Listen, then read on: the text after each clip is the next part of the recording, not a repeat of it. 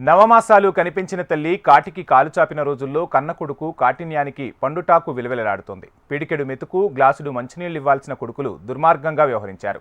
తల్లి పోషణ భారమైందని బతికి ఉండగానే ఆ తల్లిని శ్మశానంలో వదిలిపెట్టి తమ క్రూరత్వాన్ని ప్రదర్శించారు. గత 8 రోజులుగా రుద్దురాలు రాజవ్వ శ్మశానంలో చావు కోసం ఎదురుచూస్తోంది. సాటి మనిషిని హృదయాన్ని కలిచివేసే ఘటన జగిత్యాల మోతే శ్మశాన వాటికలో చోటు చేసుకుంది. రుద్దురాలి దయనీయ పరిస్థితిని తెలుసుకున్న సంక్షేమ శాఖ అధికారులు ఆరా తీశారు. వృద్ధాప్యంలో అమ్మ ఆకలి తీర్చాల్సిన పట్టెడన్నంతో కొడుకులు ఆమెకు వచ్చే నెలవారీ సామాజిక పెన్షన్ కోసం నానా ఇబ్బందులు పెట్టి శ్మశానంలో వదిలిపెట్టారని రాజవ్వ విలపిస్తోంది.